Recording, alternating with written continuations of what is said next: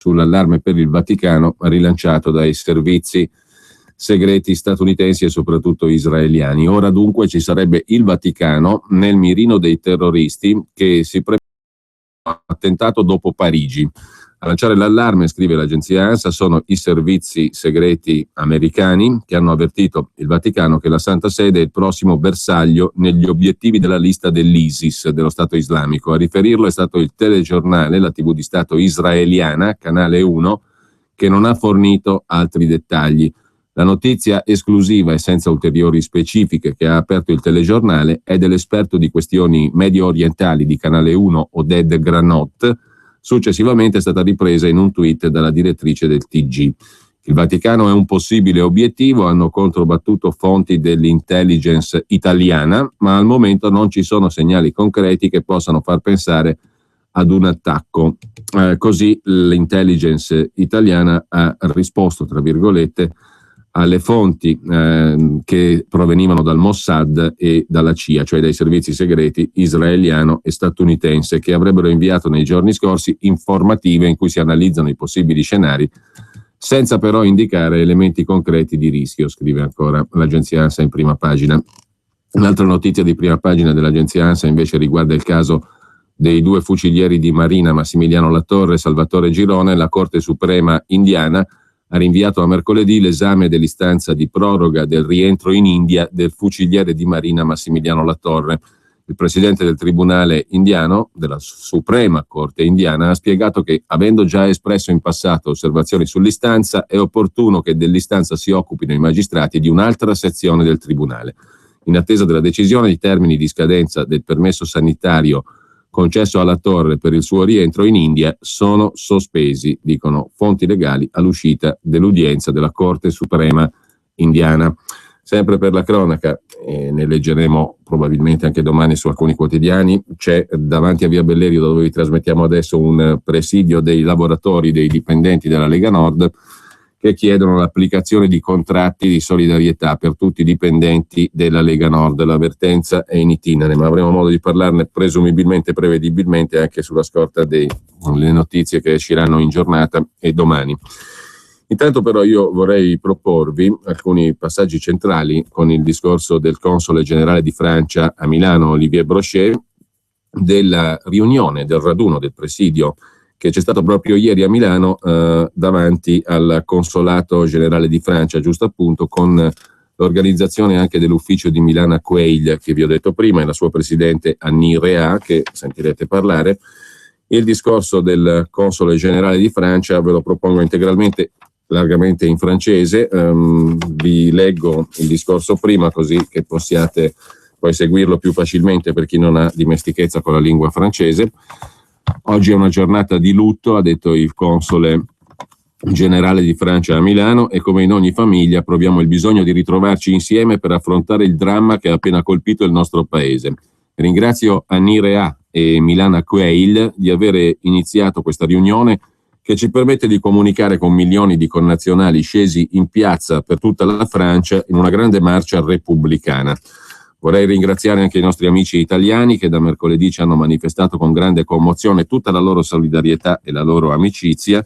Signore e signori, riunendoci oggi, ha detto il console generale di Francia, Olivier Brochet, ieri a Milano, vogliamo innanzitutto rendere omaggio alle 17 vittime della barbarie terrorista, senza dimenticare i numerosi feriti e le loro famiglie, ai quali rivolgiamo i nostri pensieri. E poi il console ha letto i nomi uno per uno delle 17 vittime. Scendendo oggi in piazza per tutta la Francia e in centinaia di città per il mondo, manifestiamo con forza la nostra condanna di questi attentati vigliacchi e il nostro rifiuto della paura che i terroristi vogliono imporci. Manifestiamo il nostro amore dei valori universali che gli assassini cercano di negare: libertà, uguaglianza e fratellanza. Valori fondamentali ai quali siamo ancor più legati oggi che ieri, ha detto ancora il console generale di Francia a Milano, Brochet. Valori fondamentali difesi dalla Francia insieme con l'Italia, l'Unione Europea ed altri paesi democratici. Penso anche ai milioni di donne e di uomini per il mondo che combattono ogni giorno per difenderli o acquisirli. Pensiamo più particolarmente a questi giornalisti e caricaturisti uccisi ogni anno. Chi proclama «Je suis Charlie», sono Charlie, Non per questo dice che aderisce a tutto quello che è stato e verrà scritto nel futuro, speriamo, da Charlie Hebdo, ma afferma che vuole che tutti i Charlie del mondo possano esistere, creare nella libertà, far ridere, scioccare, criticare, perché senza la libertà di espressione siamo minacciati dalla tirannia. Sono Charlie, sono francese o no, sono ebraico, sono musulmano, sono cristiano, sono atea, sono di destra, sono di sinistra, sono libero e voglio vivere in pace. Oggi, riunendoci a milioni, qualunque siano la nostra origine, le nostre convinzioni religiose, le nostre scelte politiche, vogliamo mostrare la nostra unità e il nostro orgoglio di essere francesi ed europei, difensori di questi valori per i quali 17 connazionali hanno perso la vita. Affermiamo la nostra volontà di vivere insieme, in pace, in questa Repubblica democratica e laica che garantisce la libertà di ciascuno. Oggi, riunendoci a milioni, manifestiamo il nostro attaccamento alla libertà di espressione, alla libertà di pensiero, alla libertà di credenza.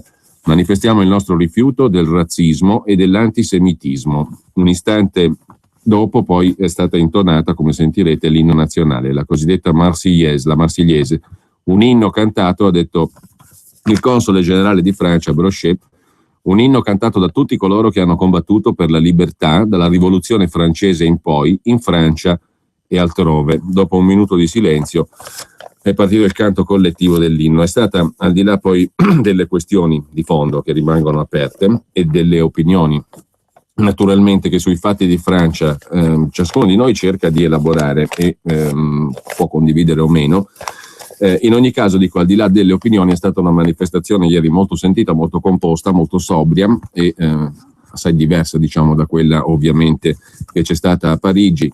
Qualcuno oggi ne fa notare anche l'ipocrisia della manifestazione parigina, forse una dose di ipocrisia è connaturata a manifestazioni con 50 capi di Stato, però al di là di quello, questa naturalmente anche per le sue dimensioni, è stata una manifestazione, quella di ieri di Milano, molto più sobria, sicuramente molto composta, sicuramente molto sentita, al di là, ripeto, delle posizioni ideali o ideologiche di ciascuno. Per cui io vorrei semplicemente riproporvi un quarto d'ora di questa manifestazione, partendo dall'intervento di Annie Réat, presidente di Milano Quail, e poi del console generale di Francia, Olivier Brochet.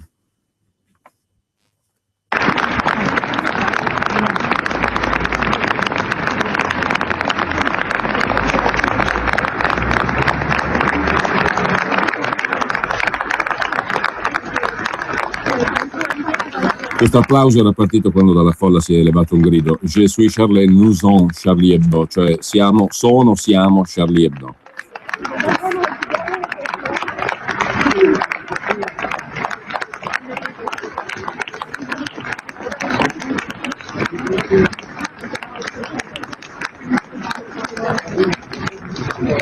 Je suis Charlie.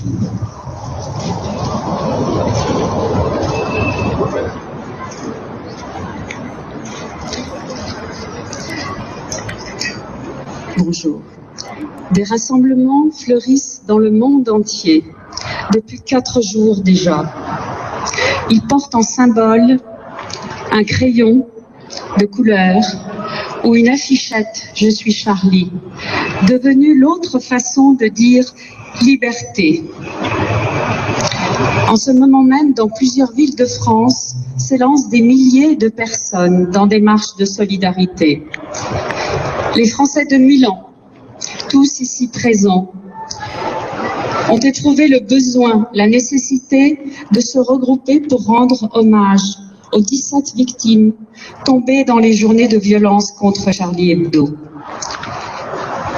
Nous voulons aussi témoigner notre soutien a loro famiglie. Ringraziamo i nostri cari amici italiani per la loro presenza e le numerosissime testimonianze di solidarietà, sia istituzionali che di strada. En tant que présidente de l'association Milan Accueil qui coordonne l'événement, je voudrais citer les associations françaises qui ont été à l'origine de cette initiative. Ils sont tous ici présents, tous les responsables autour de nous. Et je les cite: l'association des parents d'élèves du lycée Stendhal, les anciens élèves de ce même lycée, la communauté française de Milan et de Lombardie, la Société française de bienfaisance, la DFE, l'UFE. Toutes les institutions françaises ont largement adhéré et contribué à cette initiative, et je voudrais les citer. Le lycée français Stendhal, l'Institut français, la Chambre française de commerce et d'industrie, Atout France, Ubifrance, les conseillers du commerce extérieur, AFFI. À toutes ces organisations, je dois ajouter les élus de l'Assemblée des Français de l'étranger et les conseillers consulaires. Le petitjournal.com ainsi que toutes les initiatives privées, françaises, italiennes, de toute nationalité, qui se sont associées à ce rassemblement et nous les remercions. Et enfin, j'aimerais souligner l'implication des entreprises françaises impliquées à Milan. Elles ont largement relayé cette initiative auprès de leurs salariés. Si nous nous rassemblons aujourd'hui dans la dignité, le silence, la paix, l'amitié, ce n'est pas pour un peuple ou une nation, ce n'est pas pour un journal ou une entreprise de presse. Ce qui nous rassemble aujourd'hui, c'est ce qui nous ressemble, la liberté. Et je laisse la parole à notre consul général de France à Milan, Monsieur Olivier Brochet.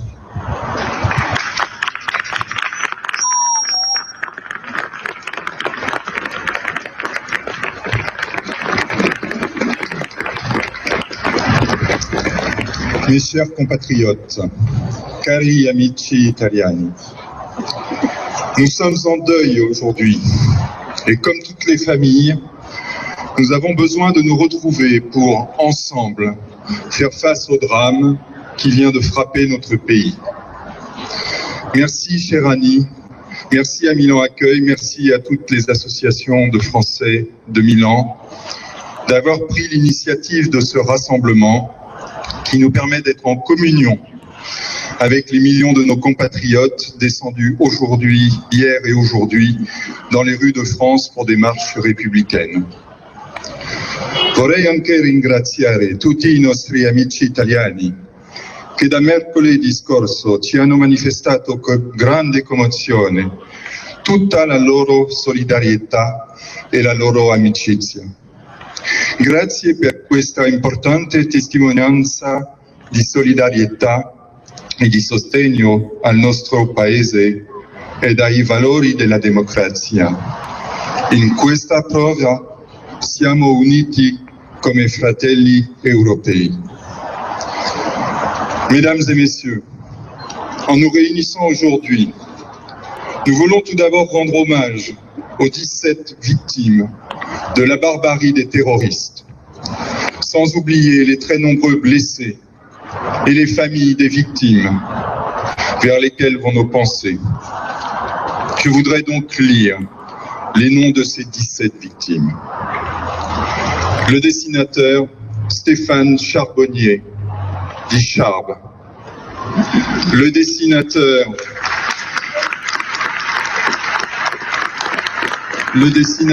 Jean Cabu, dit Cabu.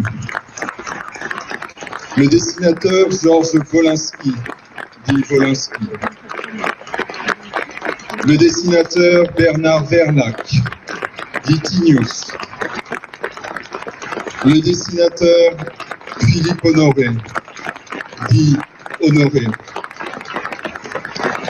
Le professeur Bernard Maris, économiste, dit Oncle Bernard. Monsieur Michel Renaud, fondateur du festival Rendez-vous du Carnet des Voyages de Clermont-Ferrand, invité exceptionnel ce jour-là de la rédaction de Charlie Hebdo. Madame Elsa Kayat, psychanalyste, collaboratrice régulière de Charlie Hebdo. Monsieur Moustapha Ourad, correcteur de Charlie Hebdo. Monsieur Frédéric Boisseau, agent de maintenance de la société Sodexo. Monsieur Franck Brinsolaro, brigadier de police chargé de la protection de Charles. Monsieur Ahmed Merabet, policier du commissariat du 11e arrondissement de Paris.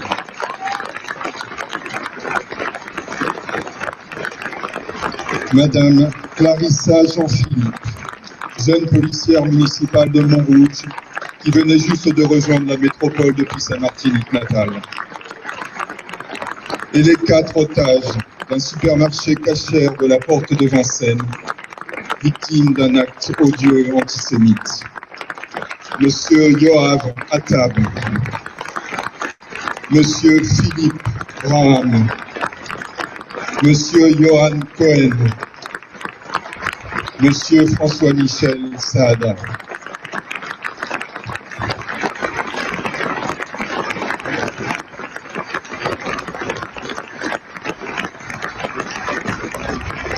J'ajouterais que, s'agissant de l'une des victimes juives de l'attentat de la porte de Vincennes, nous savons qu'une partie de leur famille est à Milan et nous sommes particulièrement de tout cœur avec eux aujourd'hui.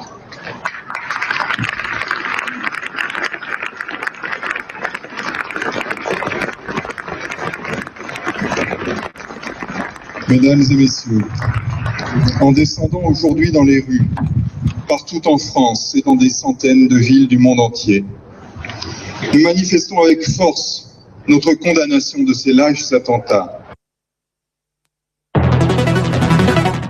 Solo da Lidl gusti la freschezza di frutta e verdura italiana in formato XXL. Da oggi mele golden 2 kg più 500 grammi gratis a €1,89 e carote 1 kg più 250 grammi gratis a soli 79 centesimi. Solo freschezza e qualità, solo da Lidl. Non cambiare stile di vita, cambia supermercato. Lidl, anch'io. Interrompiamo le trasmissioni per annunziarvi un'invenzione audace e lungimirante. Il telefono mobile. Questo futuristico apparecchio che da taschino traghetterà la vostra voce in ogni dove, annientando l'invalicabile muro della lontananza. Un giorno tutti avremo accesso alla tecnologia. Quel giorno è arrivato. Nuova Ibiza high-tech con Seat Navi & Drive, completo di navi touch, Bluetooth e audio streaming a €9.550 e tasso zero. TAEC 314, salvo approvazione Seat Financial Services. Scoprila anche domenica e su seatitalia.it.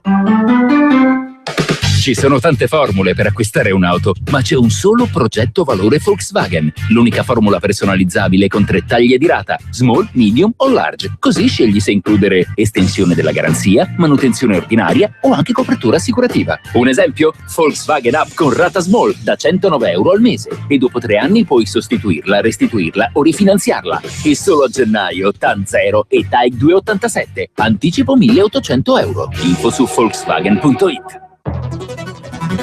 Per la tua pubblicità su Radio Padania Libera, chiama il numero 02 66 23 44 22. Et notre rejet de la peur que les terroristes veulent nous imposer.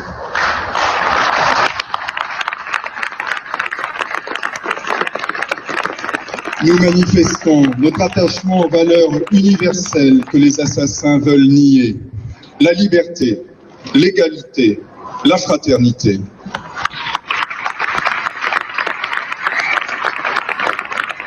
Des valeurs fondamentales auxquelles nous nous sentons peut-être encore plus attachés aujourd'hui qu'hier. Des valeurs fondamentales dont la France est porteuse avec l'Italie, avec l'Union européenne, avec les pays du monde démocratique et avec des millions de femmes et d'hommes du monde entier qui se battent chaque jour avec courage pour les défendre ou les conquérir. Pensons notamment à ces journalistes et à ces caricaturistes tués chaque année dans le monde. Pensons à toutes les victimes encore récemment de Boko Haram au Nigeria. En proclamant « Je suis Charlie », nous ne disons pas que nous adhérons à tout ce qu'écrivait et à ce que continuera d'écrire, nous l'espérons, Charlie Hebdo. Mais nous disons avec force que nous voulons que les Charlie du monde entier, quels qu'ils soient, puissent exister, créer librement, nous faire rire, nous choquer, nous critiquer, nous provoquer, parce que sans la liberté d'expression, la tyrannie menace.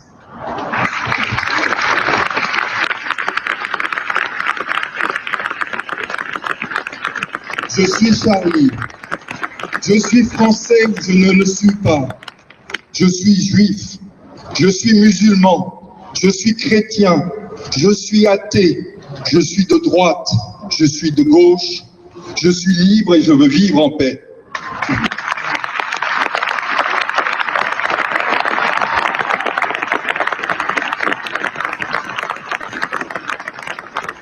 Alors aujourd'hui, en nous réunissant par millions, quelle que soit notre origine, quelles que soient nos convictions religieuses, nos choix politiques, nous voulons manifester notre unité et notre fierté d'être Français et Européens, porteurs de ces valeurs universelles pour lesquelles 17 des nôtres viennent de perdre la vie. Nous disons notre volonté de vivre ensemble, en paix, dans cette République démocratique et laïque qui garantit à chacun la liberté. Aujourd'hui, en nous réunissant par millions, nous manifestons notre attachement à la liberté d'expression, à la liberté de penser et à la liberté de croire. Aujourd'hui, en nous réunissant par millions, nous manifestons aussi notre rejet du racisme et de l'antisémitisme. Mesdames et messieurs, je vous proposerai dans quelques instants que nous entonnions notre hymne national, la Marseillaise. Cet hymne que tous ceux qui se sont battus pour la liberté depuis la Révolution française ont chanté en France et ailleurs. Mais avant d'entonner notre hymne national, je vous invite à respecter 1 minute de silence en brandissant haut ces crayons, symbole de notre liberté.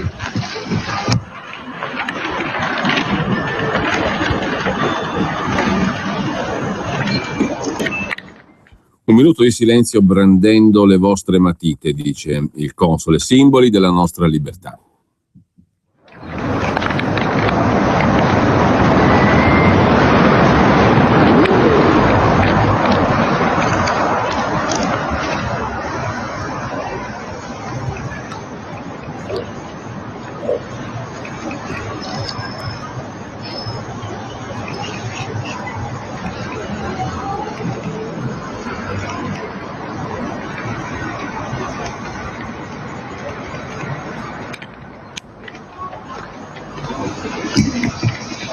Enfants de la patrie, le jour de gloire est arrivé.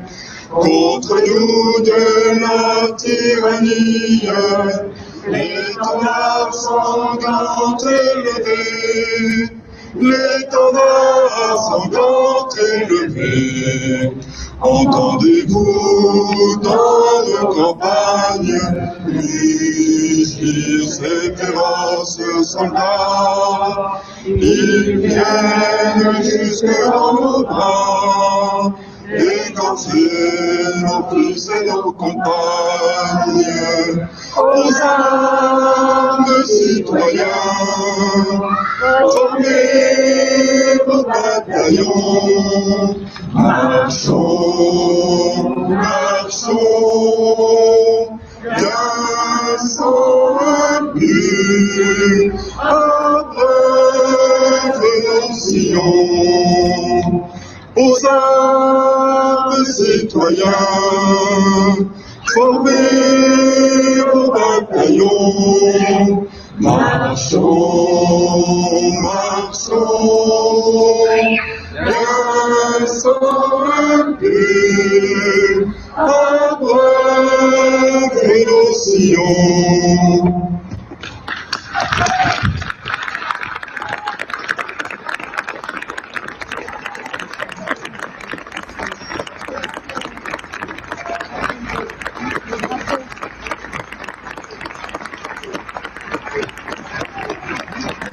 Et maintenant,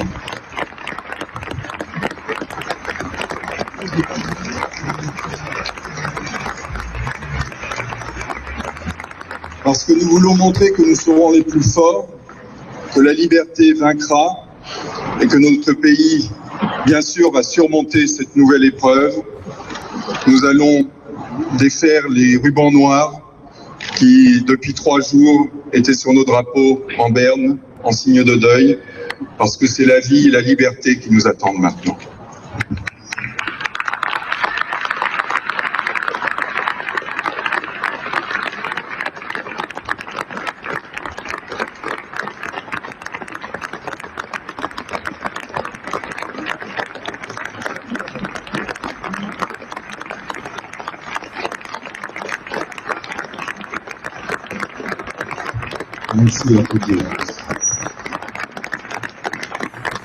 Questo era il resoconto sintetico del rassemblement, della riunione che si è tenuta ieri davanti alla sede del Consolato Generale di Francia a Milano a partire dalle ore 15 con la presenza del Console Generale di Francia Olivier Brochet e soprattutto e anche del presidente dell'associazione Milan Accueille Annie Rea e di tante persone francesi residenti a Milano e cittadini milanesi.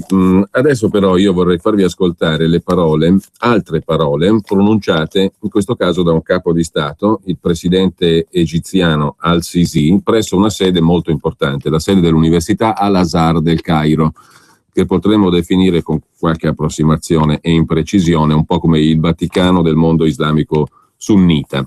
Il presidente egiziano, il 28 dicembre scorso, il 28 dicembre 2014, sono andate in onda sulle TV egiziane queste parole, in particolare sul canale 1 della TV egiziana. Il presidente egiziano, prima dunque dei fatti di Parigi, ha pronunciato un discorso di grandissima chiarezza, di grandissima lungimiranza, secondo me, un discorso nel quale si è riferito, questo è uno dei punti da considerare, intorno ai quali riflettere, alla umma islamica, cioè all'intera comunità mondiale islamica. È vero che Al-Azhar è il centro principale, il più importante che ha nel mondo islamico dal punto di vista della elaborazione dottrinale dell'Islam sunnita, ma comunque non ci sono centri di analoga importanza sotto il profilo, chiamiamolo così, dottrinale, teologico, ciò che lo ha reso definibile un equivalente del Vaticano, insomma. È vero che è un centro, dicevamo, dell'Islam sunnita, però è anche vero che ha pochi uguali nelle altre correnti islamiche. In ogni caso è uno dei centri più importanti del mondo islamico e a spazzare via qualsiasi equivoco è lo stesso presidente egiziano Al-Sisi, il generale Al-Sisi, il quale nel suo intervento da questa importantissima sede parla a tutta la umma, cioè all'intera comunità islamica di 1.600.000.000 di persone. E pone un problema chiave in termini di mentalità diffusa da cambiare, da far passare nel setaccio, nel vaglio, dice il presidente egiziano, dell'illuminismo, cioè di una rivisitazione della mentalità collettiva diffusa nel mondo islamico alla luce dei principi della ragione. Questo è il punto centrale del ragionamento di Al-Sisi, del presidente egiziano, che potete ascoltare anche su internet, in particolare da memritv.org, ma anche attraverso altri siti naturalmente, a partire dal canale 1 della TV egiziana, e che io cercherò di tradurvi, diciamo, ascoltandolo mano a mano. Il presidente egiziano, in particolare in un passaggio di circa 2 minuti e mezzo del suo discorso, fa il punto proprio su una serie di questioni che mi sembrano molto, molto importanti.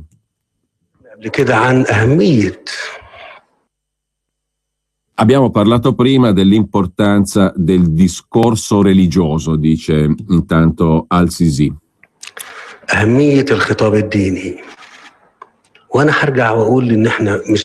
E io vorrei reiterare, vorrei sottolineare che noi non stiamo facendo abbastanza riguardo a questo vero discorso religioso.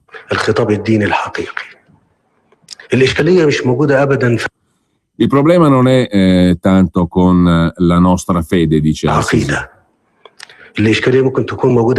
Forse il problema sta nella ideologia che trae spunto dalla fede islamica.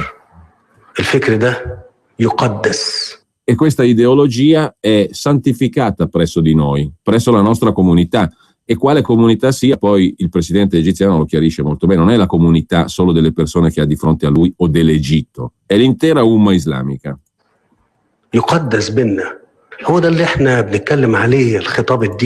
Sto parlando del discorso religioso che viene fatto in questi tempi in cui viviamo, dice il presidente egiziano.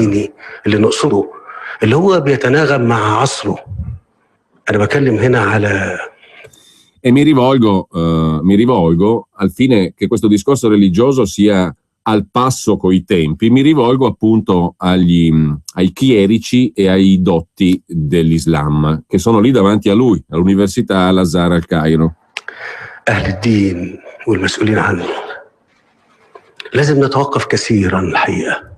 Noi dobbiamo dare uno sguardo profondo, duro, alla situazione corrente, dice ancora il presidente egiziano, all'attuale situazione. Dobbiamo dare uno sguardo duro, penetrante, dice il presidente egiziano, alla situazione attuale. نتوقف كثيرا على الحالة اللي موجودة وأنا اتكلمت في الموضوع ده مرة واثنين. Ho parlato molte volte in passato di questo punto centrale, cioè, dice al-Sisi, guardiamo per bene la realtà in cui viviamo e con riferimento a quella questione dell'ideologia, cioè del pensiero diffuso che a partire dalla radice religiosa diventa ideologia, cioè qualcos'altro rispetto alla religione. Non è una questione religiosa, dice al-Sisi, diceva prima all'inizio, ma la questione è quella dell'ideologia che si innesta su quel pensiero religioso. الحقيقة قبل كده نتوقف كثيرا قدام الحالة اللي احنا موجودين فيها. E dobbiamo avere uno sguardo duro e penetrante nei confronti non solo dei nostri tempi, ma della situazione nella quale noi siamo immersi, nella quale siamo dentro. مش معقول يكون الفكر اللي احنا. E questo è un passaggio centrale, quello che adesso arriva adesso. Il presidente egiziano, il presidente al-Sisi, dice è inconcepibile che l'ideologia che noi santifichiamo debba rendere la nostra intera nazione, e si parla della Umma, dell'intera comunità islamica. È inconcepibile che l'ideologia che noi santifichiamo, attenzione, i termini sono importanti, non solo nella quale noi crediamo, ma che santifichiamo. È inconcepibile che questa ideologia che noi santifichiamo debba rendere la nostra intera nazione, cioè la comunità islamica nel suo complesso, una sorgente di preoccupazione, di pericolo, di uccisione e di distruzione.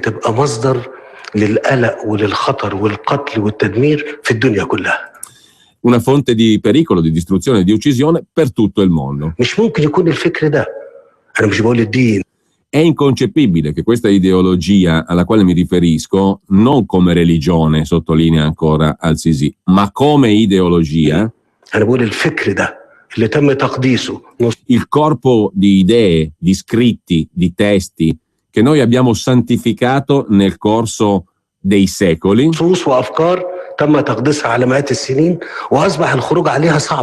fino al punto che sfidarlo è diventato veramente molto difficile, ha raggiunto un punto che questa ideologia è ostile al mondo intero. E dice, è inconcepibile questo, dice al-Sisi, che questo corpus che noi abbiamo come mentalità collettiva, diffusa, come ideologia che abbiamo santificato e che abbiamo sviluppato nel corso dei secoli, abbia raggiunto il punto che questa ideologia sia ostile al mondo intero. بتعادي الدنيا كلها يعني الواحد 6 مليار. E questo è un altro passaggio essenziale. È concepibile, si domanda al-Sisi, possiamo concepire che 1,6 miliardi di musulmani vogliano uccidere il resto della popolazione del mondo di 7 miliardi? هيقتلوا الدنيا كلها اللي فيها 7 مليار عشان يعيشوا هم. Per poter vivere loro stessi? Domanda retorica, perché si risponde lo stesso presidente, questo è inconcepibile, però questo passaggio è veramente, credo, uno dei passaggi chiave.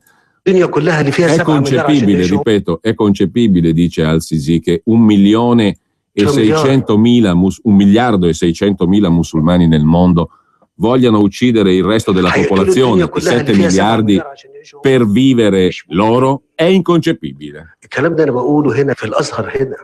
Dico queste cose qui all'Università di Al-Azhar davanti ai chierici, ai religiosi, ai dotti islamici. Possa Allah essere testimone il giorno del giudizio della verità delle vostre intenzioni, dice rivolto ai dotti islamici, ai chierici, ai teologi islamici il presidente egiziano.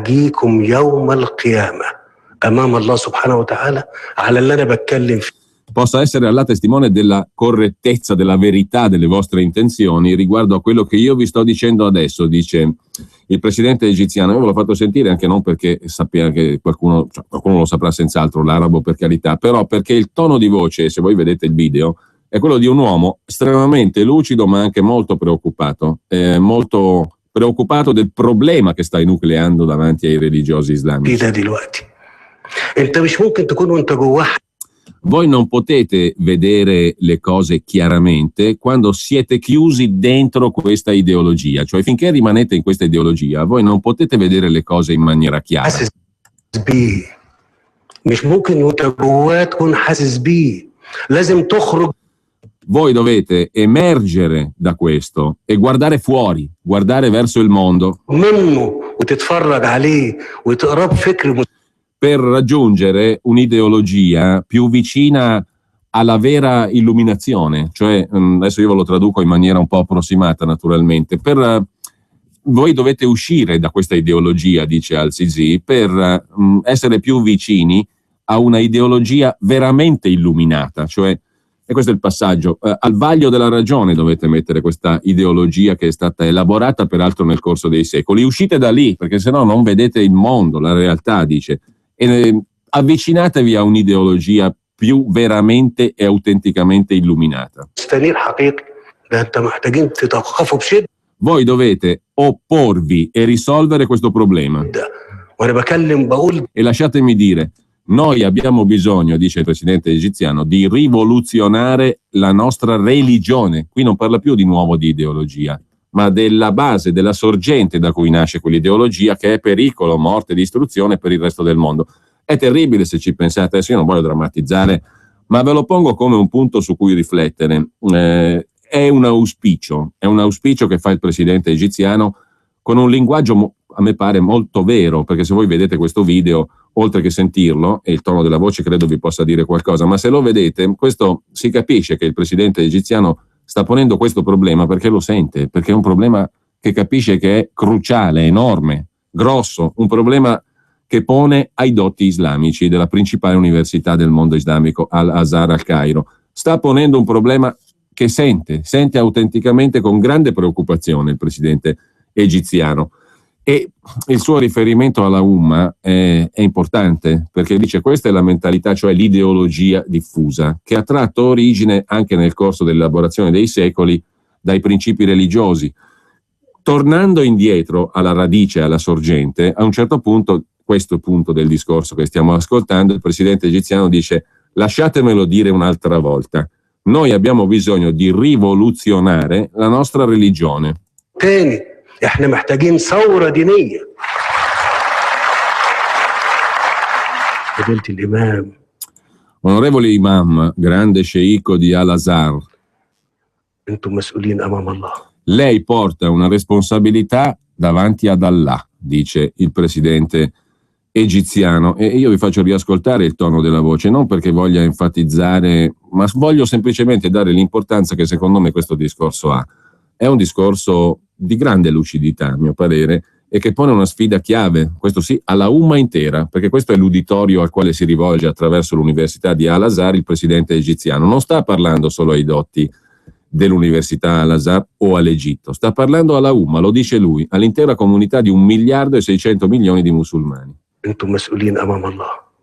الدنيا كلها. Ecco, ve lo faccio risentire questo, dopo l'applauso. فضيلة الإمام انتم مسؤولين أمام الله.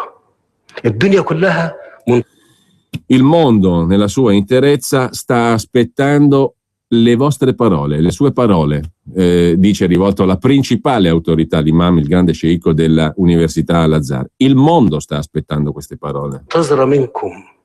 الدنيا كلها منتظرة كلمتكم. E lo ripete, perché la nazione islamica è sul punto di essere messa da parte, distrutta, se non cambiamo questa mentalità, dice il presidente egiziano. الأمة دي بتمزق.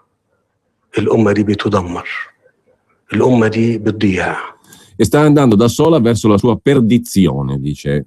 Io vedo in quest'uomo, adesso non mi interessa il giudizio politico, le polemiche, eccetera, ma in questo momento, vedendo il filmato, io sto vedendo un uomo realmente preoccupato e che pone realmente un problema che sente come essenziale, centrale, importantissimo.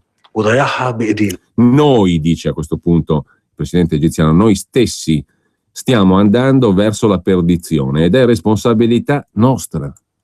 الأمة دي بتضيع. وضيعها بإيدينا احنا اللي بنضيعها. E questo era il brano del 2 minuti e mezzo circa del discorso tenuto dal presidente egiziano Al-Sisi all'Università Islamica Al-Azhar del Cairo. Ma direi parole, tra tante parole che possono essere criticabili per retorica o per ipocrisia, queste parole qui mi hanno sinceramente colpito e credo che individuino dall'interno del mondo islamico e con un uditorio al quale sottolinea lo stesso presidente, vuol fare riferimento il presidente egiziano, lo dice esplicitamente. Io sto parlando adesso a tutta la Umma, a tutta la comunità islamica nel suo complesso, e a questa che voglio, e voi avete una grande responsabilità, dice agli imam della moschea di Al-Azhar, e tocca il punto centrale dall'interno del mondo islamico. Potete, vi ripeto, vedervelo interamente questo discorso con i sottotitoli anche in inglese per poterlo cogliere sul sito memritv.org, ma anche su altre fonti attraverso internet. Credo sia un discorso che andrebbe ampiamente commentato e andrebbe ampiamente fatto entrare in un autentico dibattito, non quelli di maniera o retorici appunto, sulla questione islamica, anche perché viene dal leader di uno dei principali paesi del mondo arabo, sicuramente per storia e anche per presente. Comunque, questo è il discorso del presidente egiziano Al-Sisi all'Università Al-Azhar al Cairo. Abbiamo citato però stamattina anche un altro discorso di un altro presidente. Adesso io ve ne voglio solo proporre alcuni passaggi, come sempre poi ciascuno può avere la propria opinione, ma riflettevamo stamattina con il giornalista del Giornale, Luigi Mascheroni, intorno a un paio di domande. Se qualcuno oggi, se qualche politico oggi possa ripetere e sostenere queste posizioni e ripetere queste parole, senza essere mediaticamente decapitato, e punto secondo, se lo stesso autore, colui che pronunciò queste parole, potrebbe ripetere oggi quelle stesse parole nel clima di oggi. E le parole sono quelle del presidente francese Charles de Gaulle, pronunciate il 5 marzo del 1959, pochi mesi dopo essere stato nominato presidente della Quinta Repubblica, e già allora rispondendo ad alcune sollecitazioni, per così dire, multiculturaliste degli intellettuali francesi. Disse de Gaulle, tra le altre cose: noi siamo comunque, prima di tutto, un popolo europeo di razza bianca, di cultura greca e latina, di religione cristiana, che non ci raccontino delle storie. I musulmani, voi siete stati a vederli, vi avete visti con i loro turbanti e le loro djellaba, vedete bene che non sono dei francesi. Coloro che spingono verso l'integrazione hanno un cervello da colibrì. Credete che la popolazione francese possa assorbire 10 milioni di musulmani, che domani saranno 20 milioni e dopodomani 40? Diceva ancora de Gaulle. È un bene che ci siano francesi gialli, francesi neri, francesi marrone. È la dimostrazione che la Francia è aperta a tutte le razze e che ha una vocazione universale, ma a condizione che essi restino una piccola minoranza, altrimenti la Francia non sarà più Francia. L'integrazione: cercate di integrare l'olio con l'aceto, agitate la bottiglia e dopo un secondo si separano di nuovo. Gli arabi sono arabi, i francesi sono francesi, dice Charles de Gaulle, che pronunciava queste parole a fine anni 50, nel 59, anzi il 5 marzo, in un quartiere di Parigi, Belleville, che iniziava a vedere l'arrivo di immigrati dall'Africa del Nord. Oggi a Belleville è un territorio a fortissima componente magrebina e lì cominciano le banlieue francesi, le banlieue parigine.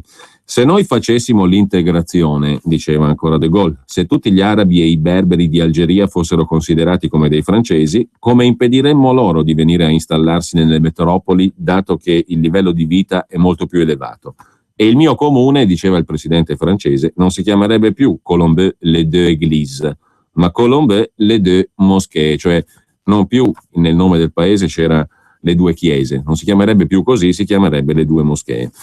Questi erano alcuni estratti del discorso fatto dal presidente francese Charles de Gaulle nel 1959, che toccano altro ambito, cioè il numero degli immigrati di fede musulmana che è possibile sopportare, dice de Gaulle, con un linguaggio che oggi senza dubbio verrebbe stigmatizzato grandemente se fosse messo in pubblico, e però la questione del numero la pone il presidente francese in maniera molto chiara, una minoranza. All'interno invece del mondo e nei loro paesi, il discorso che abbiamo sentito prima del presidente egiziano pone un'altra questione, quella del rinnovamento dall'interno della Umma, della comunità islamica, cioè quelle sorgenti religiose che hanno creato quell'ideologia alla quale si riferisce il presidente egiziano, vanno cambiate. va cambiata la mentalità, e il presidente egiziano dice: a questo punto dobbiamo avere un risveglio illuministico, un discorso veramente di grande impatto, direi, o meglio, non so se di grande impatto presso la Umma musulmana, ma certamente un discorso di grandissima importanza.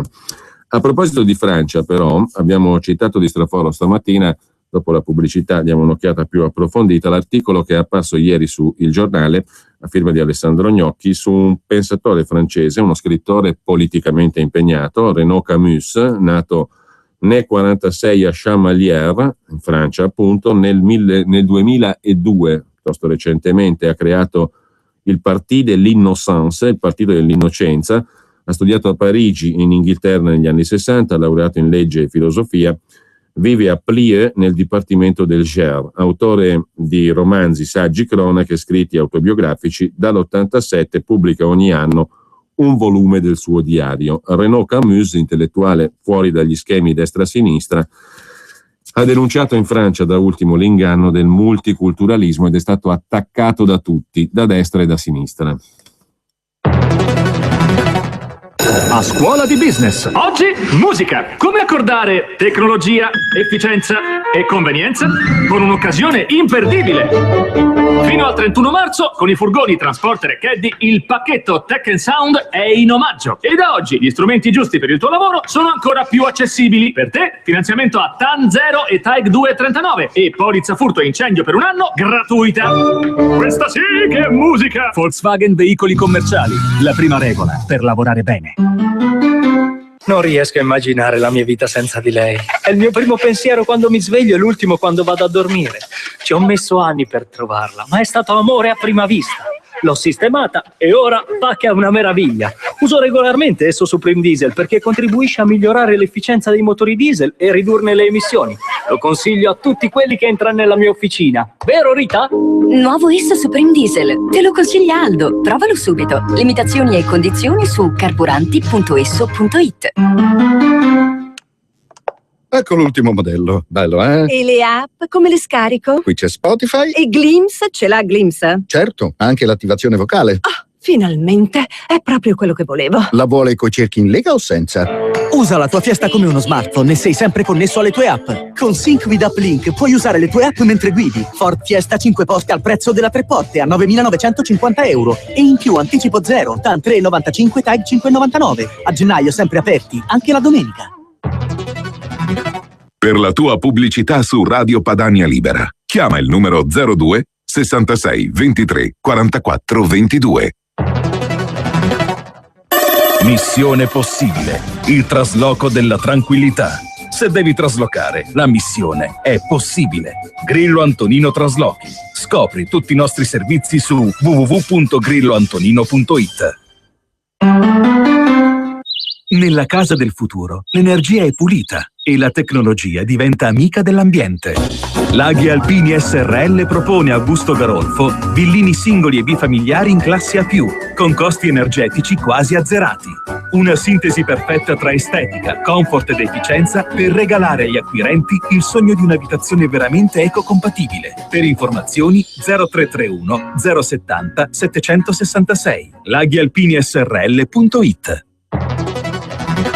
Per la tua pubblicità su Radio Padania Libera, chiama il numero 02 66 23 44 22.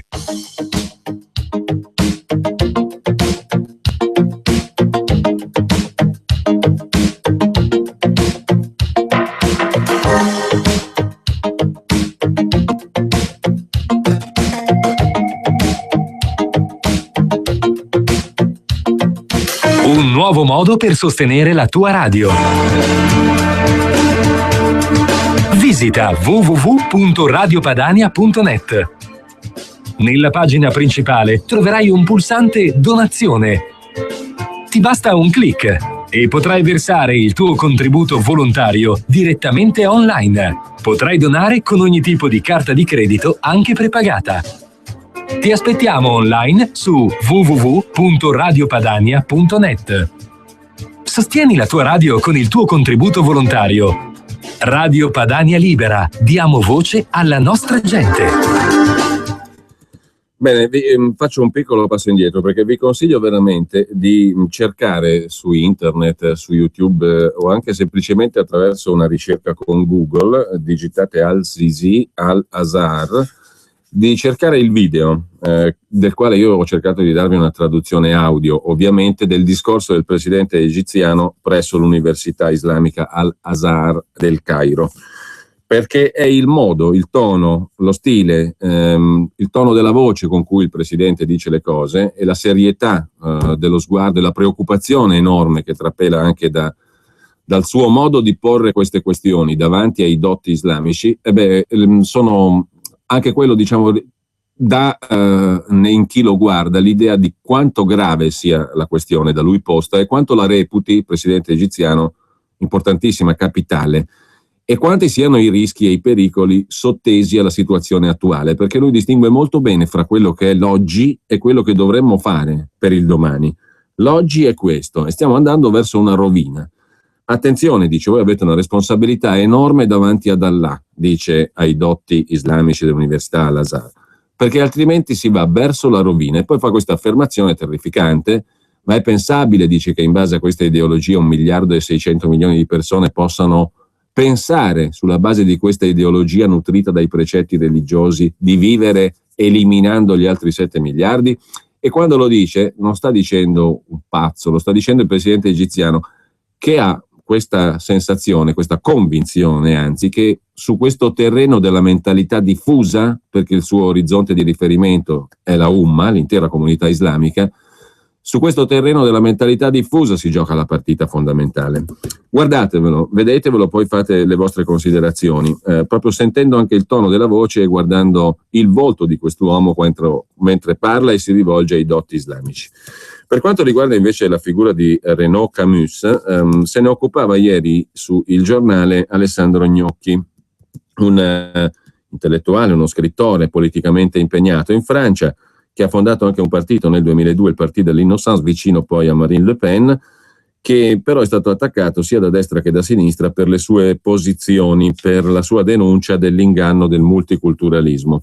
Nel numero di dicembre scorso, 2014, di Causeur, che tra l'altro è una rivista raggiungibile anche su internet, causeur.fr, scritto Causeur, naturalmente, essendo una parola francese, causeur.fr, nel numero di dicembre 2014 di Causeur, che è un mensile conservatore francese, il filosofo Alain Finkielkraut ha commentato una notizia. La notizia era che una dozzina di terroristi islamici, partiti per combattere in Siria, proviene dalla cittadina di Lunel, nel sud della Francia, 26.000 abitanti. E scrive Finkielkraut: Lunel è stata nel Medioevo un centro filosofico ebraico, una piccola Gerusalemme.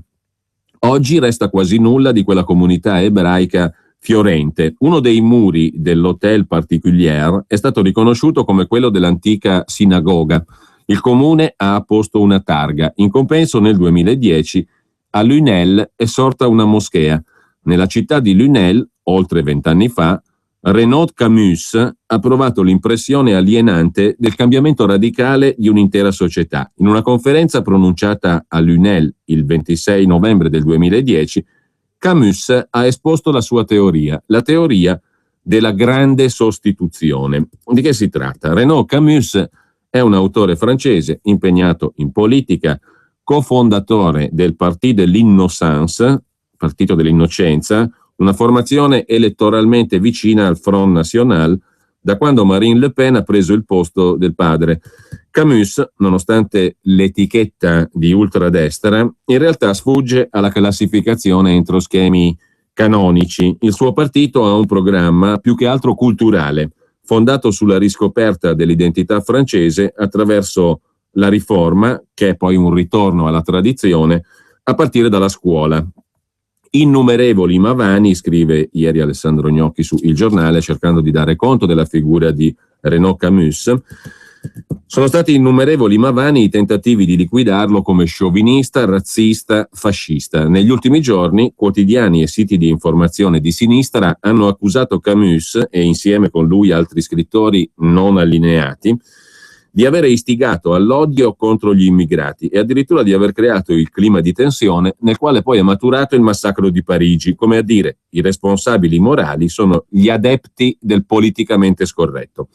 Il curriculum artistico di Renaud Camus è internazionale, con maestri e amici che vanno da Aragon a Andy Warhol, passando per Gilbert and George, Bob Wilson, Rauschenberg, omosessuale dichiarato. Il suo libro più famoso è Textus, un diario di incontri sessualmente proibiti con prefazione di Roland Barthes, il celebre semiologo. Trascinato in tribunale per le sue parole su Islam e immigrazione, ne è uscito con una condanna, ma anche col sostegno di parte dell'intellighenzia. Sempre scomodo, sostenitore di Israele, in passato è stato accusato anche di antisemitismo. In quel caso si schierarono dalla sua parte personalità del mondo ebraico francese, tra cui lo stesso Finkielkraut. È comunque un dato di fatto che le idee di Camus, radicali ed espresse senza mezzi termini, siano ampiamente presenti nel dibattito in corso in Francia. È facile trovarne traccia, per esempio, nel romanzo Sottomissione di Michel Houellebecq o nel saggio bestseller Il suicidio francese, Le suicide françaises di Éric Zemmour, del quale pure avevamo parlato nelle scorse settimane in Onda Libera. Ma cosa vide Camus a Lunel, città di forte immigrazione araba? Lo scrive nel suo testo La grande sostituzione, Le grand remplacement, che è la teoria appunto alla quale si riferisce Finkielkraut e che è stata formulata, per così dire, da Camus, la teoria della grande sostituzione. Un giorno, scrive Camus in questo testo del 2012, un giorno rimasi stupefatto perché nel giro di una generazione la popolazione era completamente cambiata in questo paese, appunto, questa cittadina di Lunel nel sud della Francia. Non era più lo stesso popolo di un tempo ad affacciarsi alle finestre e a camminare sui marciapiedi. Pur immersi nei luoghi della mia cultura e della mia civiltà, stavo passando in mezzo a un'altra civiltà e a un'altra cultura. Non sapevo ancora che questa svolta fosse stata abbellita, scrive tra virgolette Camus, col termine ingannatore di multiculturalismo. E la grande sostituzione, le grand remplacement, consiste proprio in questo, rimpiazzare un popolo con un altro. L'immigrazione selvaggia cambia i rapporti demografici all'interno dei quartieri metropolitani e delle cittadine di provincia. Gli stranieri chiedono e ottengono la cittadinanza, ma non intendono diventare francesi. Lo sono dal punto di vista formale, ma non sostanziale. Di fatto conservano la propria lingua, osserva Camus, conservano i propri costumi e non si riconoscono nella cultura della nazione che li ospita, il che dimostra che concedere la cittadinanza non conduce all'integrazione, ma alla concezione di popolo come fatto puramente amministrativo. Questo processo ha una portata storica. Secondo Camus si tratta di un'autentica controcolonizzazione. L'impatto è avvertito soprattutto nelle banlieue, dove regnano il malessere e la violenza. Porre un argine alla delinquenza è necessario, ma il problema va oltre l'ordine pubblico, sostiene Renaud Camus. Le periferie sono anonime terre di nessuno e quindi di conquista. E in questo quadro l'accento sulla cultura è prioritario. Essere francesi, sostiene Camus, significa infatti soprattutto riconoscersi nella storia e nella tradizione letteraria e filosofica francesi.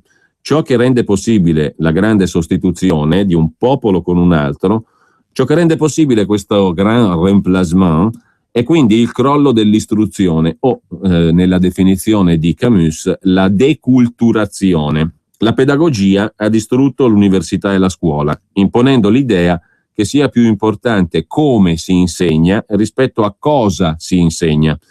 Una idiozia, secondo Camus, che finisce col relativizzare anche l'importanza della cultura nazionale.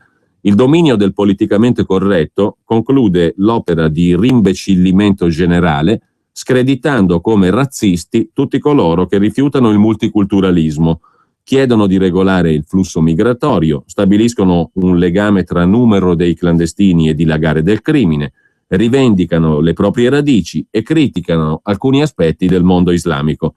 A proposito di Islam, il discorso di Camus non riguarda strettamente i musulmani, ma l'immigrazione in generale. Tuttavia, proprio la comunità islamica, in Francia molto imponente, è la più difficile da assimilare, perché la religione, secondo Renaud Camus, la religione impone conversione e espansione, la religione islamica. E comunque si voglia declinare questo termine, tutto ciò avviene a danno dei cosiddetti infedeli, osserva Camus. Resta una domanda: chi è la mente della grande sostituzione, del grand remplacement, cioè della sostituzione di un popolo con un altro? Chi è che porta avanti questo progetto? Una mente non c'è, dice Camus, non ci sono complotti, c'è invece la globalizzazione, che ha bisogno di manodopera e di consumatori perfettamente intercambiabili, sostituibili, giusto appunto. E questo è l'aspetto che rende Camus indigesto anche ai cosiddetti liberali. In Francia, nota Alessandro Gnocchi, a questo punto nell'articolo di ieri sul giornale, c'è una discussione molto accesa sui temi dei quali Camus si fa sostenitore. Segno che a Parigi si cercano comunque strumenti con i quali affrontare un presente che fa paura anche a noi, ma qui in Italia tutto tace, scrive Alessandro Gnocchi sul giornale di ieri. Mentre sempre su un quotidiano di ieri, su Libero, è comparso anche un articolo di Carlo Panella che stavolta si occupa di un aspetto più particolare che però emerge anche dai fatti di Parigi. Uccidere chi deride il profeta Maometto nel mondo arabo è legge. Tutti dicono che l'Islam non è violento, ma pene capitali o corporali per blasfemia esistono nel codice penale di molti paesi. E tutto il mondo, scriveva ieri su Libero Carlo Panella, tutto il mondo ha ascoltato le parole di Said Kouachi al telefono con un giornalista e uno dei due fratelli, autori della strage di al settimanale Charlie Hebdo. Ebbene, Said Kouachi ha spiegato al telefono con un giornalista che quel che tutto il mondo si rifiuta di comprendere per ignavia, scrive Panella, cioè il giornalista che dialoga, o meglio, come sapete sono comparse dopo la conclusione della vicenda e dopo che i due attentatori sono stati eliminati, i due stragisti, sono comparse delle telefonate che erano state fatte da un giornalista che ha chiamato il capannone, la tipografia nella quale si erano asserragliati, e ha risposto uno dei due terroristi, il quale ha spiegato appunto ciò che tutto il mondo si rifiuta per ignavia di comprendere, cioè che non è un terrorista e lui non si reputa tale, ma è un islamista, un jihadista, cioè uno che fa la guerra santa in nome di Allah. Il suo scopo nel massacrare la redazione di Charlie Hebdo non era quello di seminare il terrore in Occidente. Quello era l'obiettivo degli attentati islamisti fino a ieri, dalle Torri Gemelle in poi. No, l'obiettivo dei fratelli Kouachi era ben altro, era applicare la Sharia, cioè la legge coranica, contro una redazione di blasfemi, perché avevano deriso il profeta Maometto. Questo avevano chiesto centinaia di migliaia di musulmani che erano scesi nelle piazze di tutte le città musulmane dal 2006 in poi per protestare contro le vignette satiriche su Maometto, pubblicate su un quotidiano danese e poi su Charlie Hebdo. E questo, l'esecuzione del blasfemo, è quanto per l'appunto prevede la Sharia, la legge coranica, che è in vigore in una decina di paesi islamici, in quanto tale e in quanto, avendo insultato il profeta, è anche apostata. Non terrorismo dunque, ma jihadismo, guerra santa, con la finalità di imporre la Sharia, la legge islamica, in Europa. Il ragionamento di Kouachi è lineare ed agghiacciante, perché lo dice lui al giornalista che lo chiama.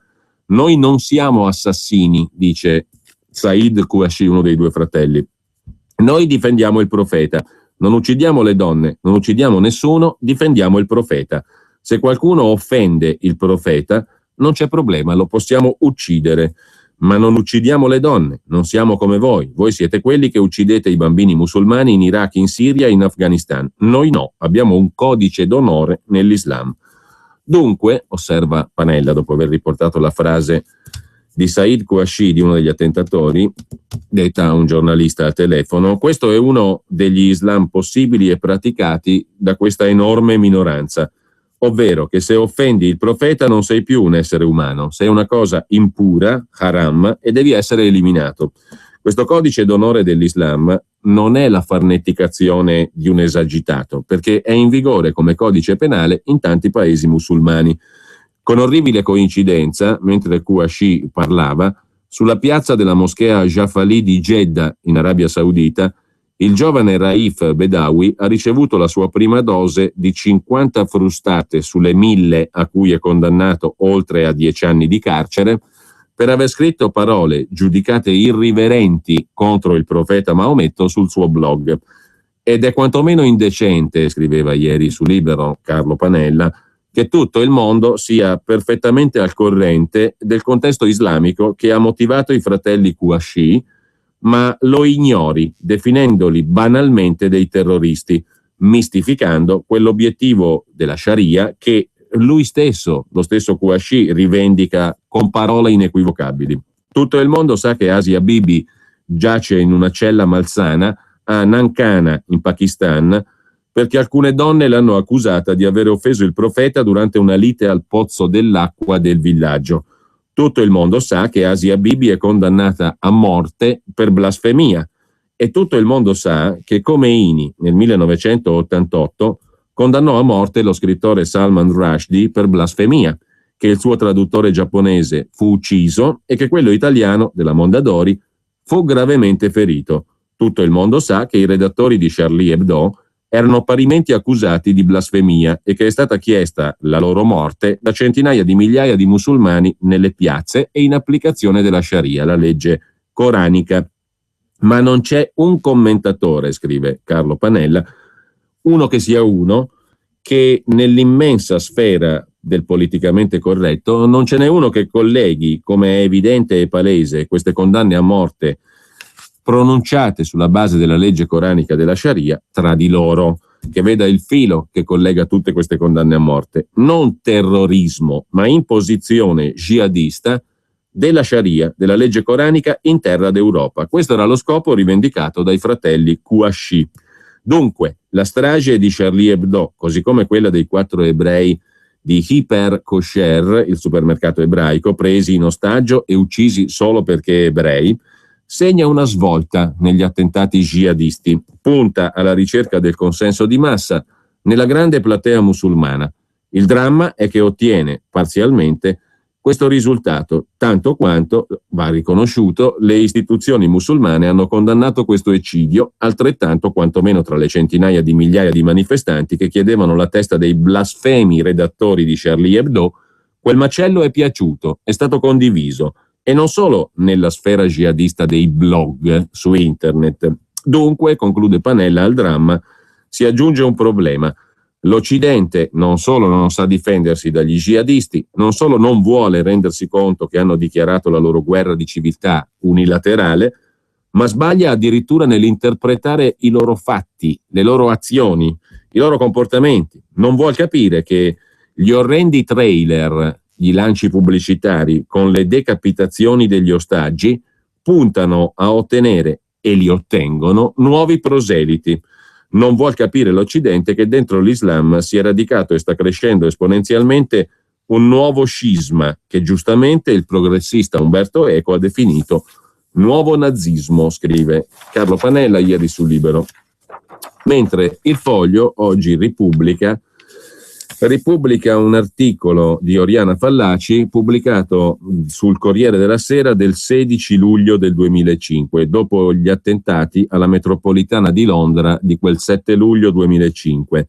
Il Foglio taglia la parola Londra dall'articolo e taglia qualche riferimento alla cronaca di quei giorni, e quello che rimane dell'articolo di Oriana Fallaci sembra scritto appena ieri, punto e basta, scrive il Foglio. A proposito di Oriana Fallaci, poi il direttore di Radio Padania, Morelli, lo ha ricordato e lo ha ribadito, che da questa sera alle 21 inizia una lettura di brani scelti del libro La rabbia e l'orgoglio di Oriana Fallaci per le prossime serate, a partire da questa sera alle ore 21 su Radio Padania Libera. Intanto però il Foglio pubblica, appunto, anzi ripubblica questo pezzo di Oriana Fallaci, il pezzo di Oriana Fallaci dedicato o meglio successivo alle stragi e agli attentati alla metropolitana di Londra del 7 luglio 2005. Sull'Eurabia, si domanda il Foglio, introducendo l'articolo di Oriana Fallaci. Sull'Eurabia aveva ragione Oriana Fallaci, cioè sulla nascita di un'Europa che diventa arabica? Un vecchio articolo di un'attualità che sgomenta. Scriveva tra l'altro Oriana Fallaci: sono anni che mi scaglio contro il mostro e mi danno della pazza, siamo in guerra. E ora mi chiedono, scriveva Oriana Fallaci il 16 luglio del 2005. Il Foglio oggi appunto elimina la parola Londra e qualche riferimento alla cronaca e dice: questo articolo sembra scritto proprio ieri. Ora mi chiedono, scriveva Oriana Fallaci, cosa dice? Cosa ha da dire? Me lo chiedono a voce, per fax, per email e spesso rimproverandomi perché fino ad oggi sono rimasta zitta, quasi che il mio silenzio fosse stato un tradimento, e ogni volta scuoto la testa, mormoro a me stessa: ma cos'altro devo dire? Sono anni che dico che mi scaglio contro il mostro, deciso a eliminarci fisicamente e insieme ai nostri corpi distruggere i nostri principi e i nostri valori. E a proposito di eliminazione, a me ha colpito, c'è poco da fare, quel discorso, ci torno ancora sopra perché mi sta ruotando nella testa da quando l'ho visto, il discorso del presidente egiziano al-Sisi, e non è una fissazione, sia ben chiaro, non ne sto facendo una malattia, non mi pare. Mi ha colpito perché effettivamente se tu lo guardi e lo senti parlare il presidente egiziano in quel brano, non può non colpirti, ma anche da un punto di vista prettamente razionale. Non sto parlando di sfera emotiva, sto parlando di giudizio razionale sulle parole molto razionalmente pronunciate dal presidente egiziano. Mi è venuto in mente leggendo questa riga adesso di Oriana Fallaci, l'eliminazione fisica, ma è ciò a cui fa riferimento, e non siamo più nel 2005, non siamo neanche in epoche precedenti, non siamo più agli attentati di Londra, siamo 10 anni dopo, 2015, oggi. È il riferimento che fa lo stesso presidente egiziano quando dice: ma è possibile? È una domanda retorica la sua, rivolta all'intera comunità islamica attraverso i dotti dell'Università Al-Azhar. Ma è possibile che sia ideologia diffusa, condivisa, che 1,6 miliardi di persone pensino di vivere eliminando gli altri 7 miliardi? Questo è il punto drammatico che fa venire i brividi nella schiena del discorso del presidente egiziano. Cioè, questa è una mentalità diffusa. Poi non è detto che naturalmente ciascun individuo sia un carnefice o un assassino, non è questo. Però il problema è questa mentalità c'è, e voi guardate l'espressione del volto e il tono, e sentite il tono della voce del presidente egiziano per averne una straordinaria conferma. E purtroppo questo punto di vista, che è quello del presidente egiziano, è lo stesso di quello di Oriana Fallaci, conoscendo il mondo islamico come l'aveva conosciuto anche lei direttamente. In ogni caso, adesso non voglio tracciare paragoni impropri, in quel caso parla un capo di Stato, il presidente dell'Egitto, in questo caso parla una scrittrice. Però il punto è, ripeto, quello dell'eliminazione fisica, non è una cosa enfatica, una cosa esagerata, un'iperbole, è un punto che tocca anche il presidente egiziano nel suo discorso. Punto e basta. Quindi di questo dobbiamo prendere atto, pensarci sopra perlomeno, riflettere su questo punto qui. Dunque, sono anni, scriveva Oriana Fallaci all'indomani delle stragi di Londra 2005 in metropolitana, sono anni che mi scaglio contro il mostro deciso a eliminarci fisicamente e insieme ai nostri corpi distruggere i nostri principi e i nostri valori, la nostra civiltà. Sono anni che parlo di nazismo islamico, di guerra all'Occidente, di culto della morte, di suicidio dell'Europa. Un'Europa che non è più Europa, ma Eurabia, scriveva Oriana Fallaci 10 anni fa, dopo le bombe di Londra. Il suo asservimento al nemico si sta scavando la propria tomba. L'Europa. Sono anni che come una Cassandra mi sgolo a gridare Troia brucia, e mi dispero sui Danai che, come nell'Eneide di Virgilio, dilagano per la città sepolta nel torpore, che attraverso le porte spalancate accolgono le nuove truppe e si uniscono ai complici drappelli. Anni che ripeto al vento la verità sul mostro e sui complici del mostro, cioè sui collaborazionisti che, in buona o cattiva fede, gli spalancano le porte, che come nell'Apocalisse dell'Evangelista Giovanni si gettano ai suoi piedi e si lasciano imprimere il marchio della vergogna. Cominciai con la rabbia e l'orgoglio, continuai con la forza della ragione, proseguii con Oriana Fallaci intervista a se stessa e con l'Apocalisse, e tra l'uno e l'altro la predica Sveglia Occidente, sveglia. I libri, le idee per cui in Francia mi processarono, proprio in Francia, con l'accusa di razzismo religioso e di xenofobia, per cui in Svizzera chiesero la mia estradizione in manette al nostro ministro della giustizia, per cui in Italia fui processata con l'accusa di vilipendio all'Islam, cioè di reato di opinione, libri, idee, per cui la sinistra al caviale e la destra al foie gras e anche il centro al prosciutto mi hanno denigrata, vilipesa, messa alla gogna insieme a coloro che la pensano come me, cioè insieme al popolo, savio e indifeso, che nei loro salotti viene definito dai radical chic plebaglia di destra. Sì, è vero, scriveva Oriana Fallaci, sui giornali che nel migliore dei casi mi opponevano fariseicamente la congiura del silenzio, ora appaiono titoli composti coi miei concetti e le mie parole. Guerra all'Occidente, culto della morte, suicidio dell'Europa, sveglia, Italia sveglia. I giornali che prima sostenevano i terroristi fino all'apologia di reato, ora dicono ciò che dicevo io quando scrivevo che in ciascuna delle nostre città esiste un'altra città, una città sotterranea, uguale alla Beirut invasa da Arafat negli anni 70, una città straniera che parla la propria lingua e osserva i propri costumi, una città musulmana dove i terroristi circolano indisturbati e indisturbati organizzano la nostra morte. Del resto, ora si parla apertamente anche di terrorismo islamico, cosa che prima veniva evitata con cura per non offendere i cosiddetti musulmani moderati. Sì, è vero, scriveva Oriana Fallaci 10 anni fa, dopo gli attentati di Londra. Ora anche i collaborazionisti e gli imam esprimono le loro ipocrite condanne, le loro mendaci esacrazioni, la loro falsa solidarietà coi parenti delle vittime. Sì, è vero. Ora si fanno severe perquisizioni nelle case dei musulmani indagati, si arrestano i sospettati, magari ci si decide ad espellerli, ma in sostanza non è cambiato nulla, scriveva Oriana Fallaci. E poi l'articolo prosegue, oggi è ripubblicato sul quotidiano Il Foglio. Con questo noi ci salutiamo qui, buon pomeriggio a tutti da Giulio Cainarca. Vuoi iniziare il nuovo anno in bellezza?